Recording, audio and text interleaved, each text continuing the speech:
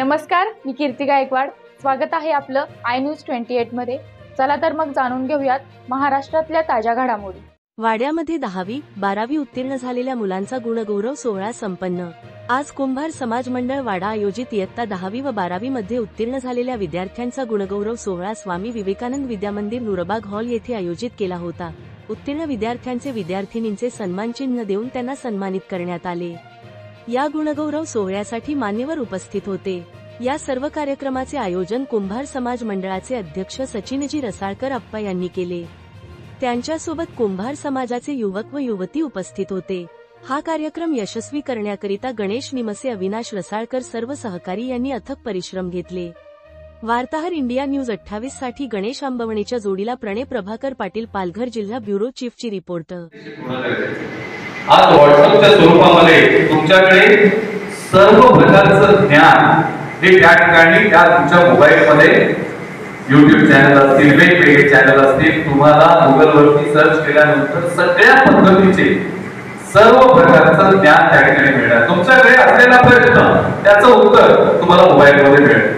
आता मोबाईलचा वापर जर आपण योग्य पद्धतीने केला तर आपलं भवितव्य निश्चितच आपल्याला जे उज्ज्वल करायचे आहे ते करता येईल। दोन तीन महत्त्वाच्या गोष्टी आपण लक्षात घ्या। आपले आई वडील जे काही मेहनत घेत आहेत, आई वडील जे काही मेहनत घेत आहेत, त्यांना सर्वात जास्त समाधान जर मिळत असेल आयुष्यामध्ये तर कोणतं ते समजून घ्या, जे की तुम्हाला पण मिळवायचंय पुढे। आपला मुलगा, आपली मुलगी न सांगता जर अभ्यास करत असेल, खूप थकून वडील आले घरी किंवा खूप थकून आई घरी आली आणि त्यांनी जर पाहिलं की आपला मुलगा शांतपणे अभ्यास करतो, त्याच्या अभ्यासाच्या दृष्टीने तो अतिशय प्रामाणिक प्रयत्न करतो, हे ज्या क्षणाला ते पाहतात त्या क्षणाला त्यांचं संपूर्ण थकवा नष्ट होतो आणि जगातलं सगळ्यात मोठं समाधान त्यांना मिळतं।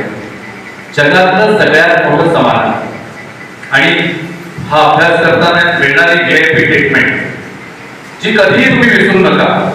तुम्ही 2 तासापेक्षा अधिक अभ्यास ज्यावेळेला करता त्यावेळेला तुमची आई असेल किंवा मोठी बहीण असेल तर ती तुम्हाला म्हणते की जरा फ्रेश होऊन ये, तुला काय देऊ, चहा देऊ, नाश्ता देऊ। ही VIP ट्रीटमेंट आहे, ही जगात कुठेच मिळणार नाही, जगात कुठेच मिळणार नाही।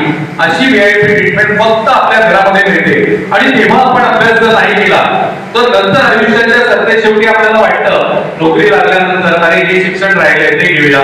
मग अभ्यास करताना कामाचा डोंगर आपल्याकडे असतो आणि त्याच्यातून वेळ काढून आपण अभ्यास करतो। त्यापेक्षा आई वडील आपल्यासाठी सर्वस्व पणाला लावतो।